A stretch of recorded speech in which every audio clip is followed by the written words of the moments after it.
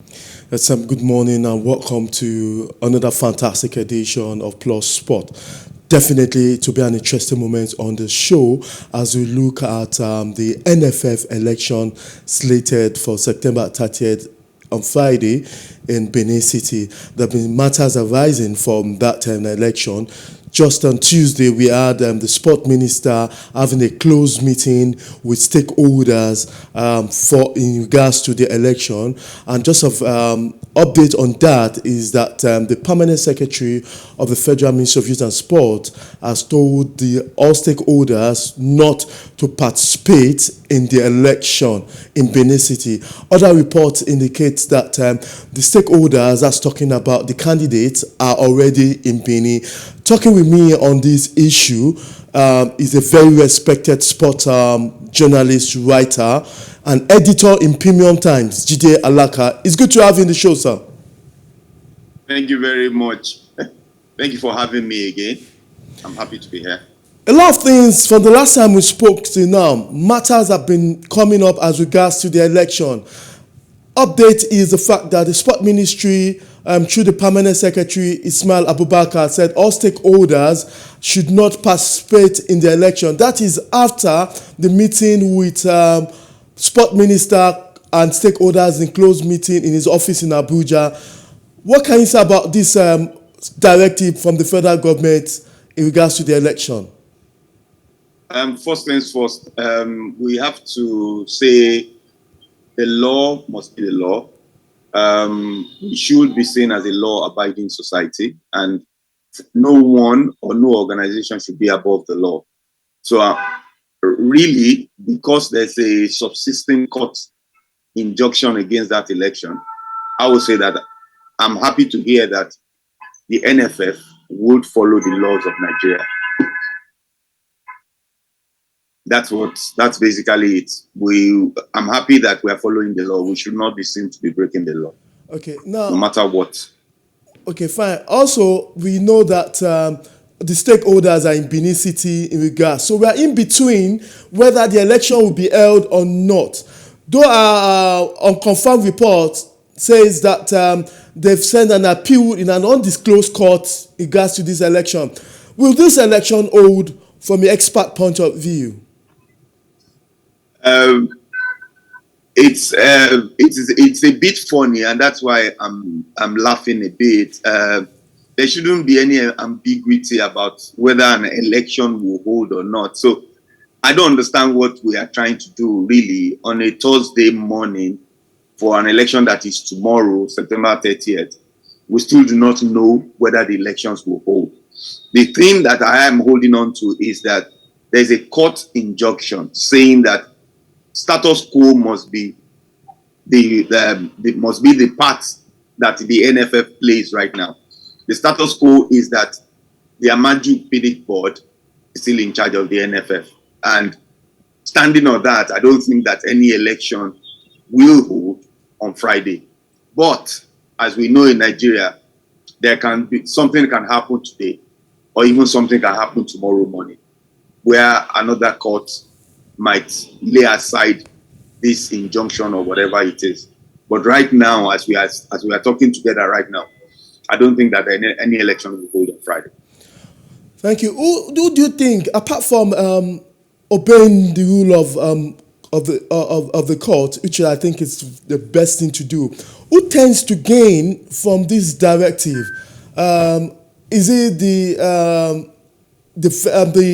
plaintiff who has gone to court to sue the federal government, Ministry of Youth and Sport, and NFF from holding? What gain, if there's any, do we intend to gain or learn from this directive from those bodies that put the NFF into court?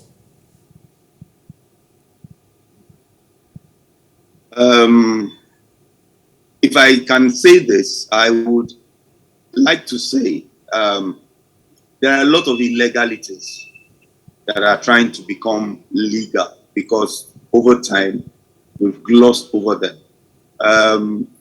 Right now, there are still some parties, like you have always said, stakeholders, who think that the NFF is an illegal body, who think that the NFA should be the body. there are lots of thought behind the 44 people who will elect the next NFF president and all of that. We have been told that it should have been increased to, I think, 101 or 111 because of this, before these elections took place. So, like I said, there are a lot of loopholes that we are trying to fill by just moving forward. So for me, I don't think that there's anything to gain from the postponement. And also, I don't think that there's anything to lose. Basically, we should try to do the right things at the right time. If the elections into the NFF board does not hold tomorrow, what's going to happen? What's the worst that can happen to Nigerian football? I don't think there is anything that can happen to Nigerian football. The way we are now, there's really no plan in place for improvement or development. So I don't think anybody is being harmed, really. I'm serious about that. And if you look at what this election cycle has played up, we've seen so much narrative, we've seen so much crisscrossing, but most of the issues that bedevil Nigerian football are still not being addressed. So I'm even of the opinion that I don't see anything changing even if the election holds tomorrow. And the main thing for us as stakeholders is, will anything change? If nothing is going to change, then we're not losing anything, neither are we gaining anything.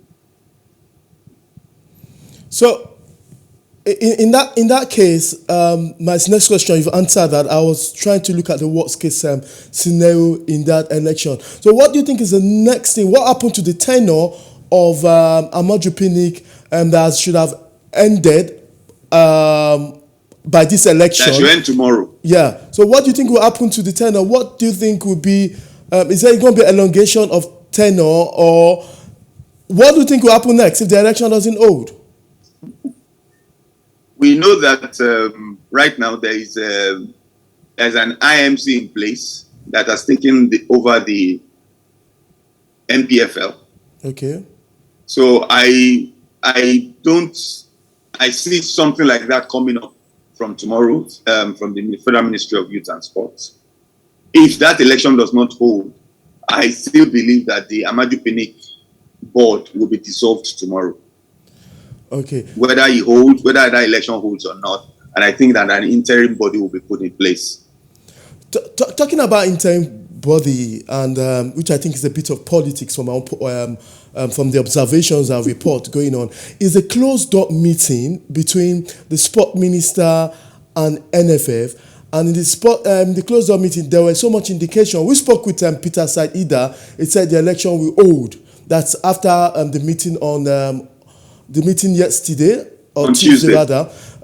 Now we are hearing that it's not going to. Don't you think the ministry will benefit from this court injunction, and also telling stakeholders not to obey the court order so that they can set up an interim management company for the NFF, which I think will still be under the supervision of the sport ministry? You said a lot put together there. I don't think there's anything for the sports ministry to gain by the elections not holding. And I don't think that the parley between the sports minister and the NFF presidential candidates was anything substantial, really. Yes, some said that there's some issues that were clear, but there is no way that the sports minister can say that the election should go ahead when a court of law in Nigeria has said otherwise. I don't think that is possible. He is an officer of the law, first of all, and he cannot be seen to be breaking the law. So I don't think he told them that they should go ahead with those elections. As long as that court order is on ground, I don't think that election will hold. And the minister will not force that election to hold. Okay, interesting. Also, the sport ministry is also a defendant in that. Yeah. So they have to obey that. Now, you had to hold a stakeholders meeting about yes. for the presidential candidate, and Diamond, it was cut off. And you have an agenda, it's an expected view. You also know that there needs to be a total change in the football house. Now, what do you think should be the priorities of those coming in as the president of Nigerian Football Federation? We all know that the domestic league and every other parastatals under NFF are not doing so well. What do you think will be the priority? Since most of them come in also as stakeholders, former administrators, former secretary general of football in the country. What do you think should be the priorities of those intending, or who is going to win? What should be that priority? I think the major priority right now should be collaboration and cooperation. I think the most important challenge, the primary challenge that Nigerian football has faced in the last 20 to 30 years is people who love the game not agreeing to work together. Just like it happened in the MBBF, where a lot of issues have meant that game is just stymied because people who say they love the game are fighting to administer the game. So in football, footballers, ex-footballers, ex-administrators, FA chairmen, anybody that has a stake in football must decide to come together and find a common ground to move our game forward. I think that's the major thing that any board that comes in now, NFF, whatever, must do. We cannot have so many angles, so many groups dissipating energy just to take control of Nigerian football. All of us must pull in the same direction, even including the media, to make sure that the right things are done at the right time. That's the only way football in Nigeria will move forward. Football is so much for Nigeria, it's so much that all of us need to cooperate. We cannot be going our separate ways thinking that we will develop football. Okay, fine. Obviously, cooperation from all stakeholders. The cooperation, you said, does that mean or bring about development of the game? Because in as much as some sectors are cooperating in this present administration, there are some sectors left out, which also include the Nigerian Association of Professional Footballers, where we have Tijani Babangida as the president, and we also have there also has a task force sector in that body. Do you think even if they all come together and we have all like his youth fund, school, sport, everybody comes under the Nigerian football, do you think that will bring about the necessary development, or we just need someone who is going to have a strong will to make sure the domestic league, to make sure the female football, and to make sure that everything goes right when it comes to bonuses, when it comes to tournaments, when it comes to transfers of players in and out of the country? There's a system to do that. Do you think a goodwill person and also somebody with a goodwill will be able to do that? Because most times corporations perhaps might not yield the necessary result expected. You've said so many. You've made so many salient points. But the main thing I want to use to counter is that what we have found out, whether in general politics or even in football politics, is that most people who desire the office of administering any body or organization, what we have found out in Nigeria is that they have personal agendas. And you cannot take away the place of personal agendas. There's no way. Everybody must have an agenda for the future. I have an agenda for football. Now, the thing is, are you able to put your ego in check and agree to have a corporate agenda that does not necessarily be your own personal agenda? So for me, the corporate agenda for Nigerian football should be the lightning rod for everyone. It is the fact that we know that our league is not growing. We know that school sports or whatever, schools underage football is fraught with corruption and maladministration. We know that our coaches are not well educated.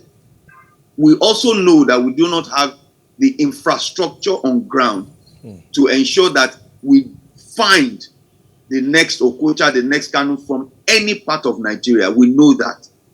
That is a common agenda. That is something all of us, the whole 36 states and Abuja, can sit together and decide and say, okay, this is what we need to do to correct this point number one, correct this point number two, correct this point number three, and correct this point number four. If we do this for the next 18 months, let us come together again and see where we are. I believe that is the only way we can go forward. If we continue to do all these, what do we call it, tournament preparations, because basically what we've been doing in Nigeria over the last 20 years is just prepare for tournaments. Whether we're qualifying for the World Cup, or whether we're qualifying for AFCON, the Under-17 World Cup, whether male or female, that is always what we have done. In between those things, you do not see any other thing happening. So for me, we cannot be a tournament-based country.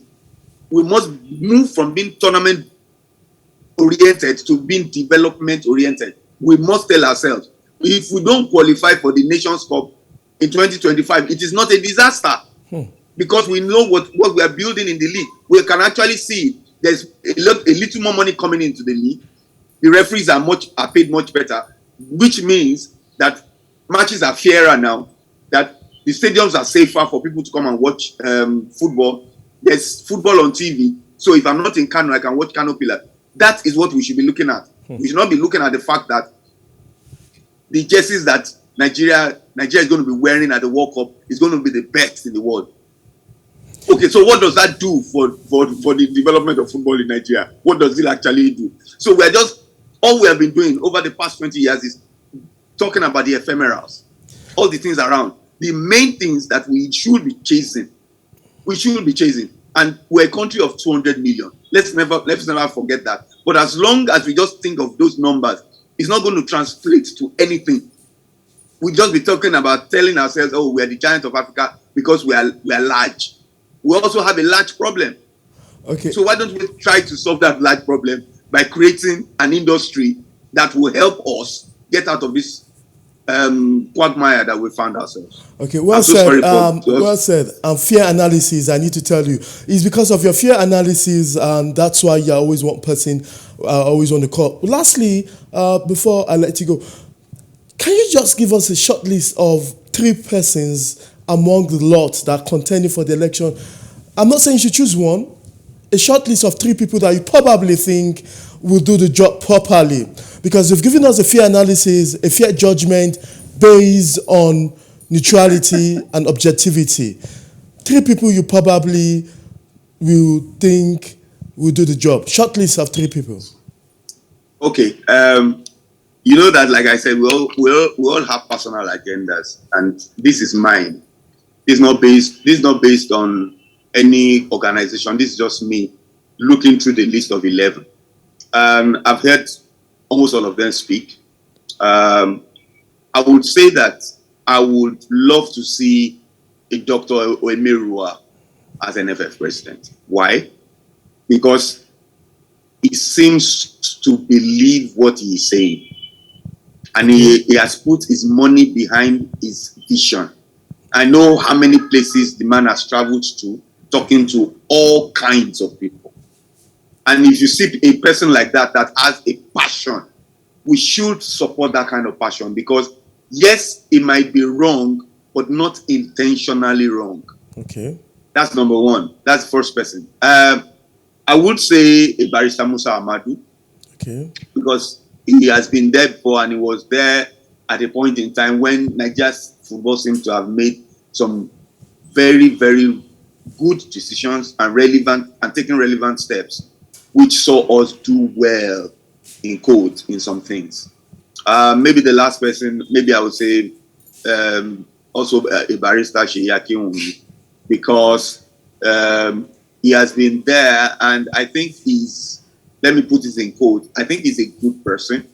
he would have seen what his principal did not do well over the last 8 years, and he might want to take some corrective steps to correct some of the things that he thought this board should have done.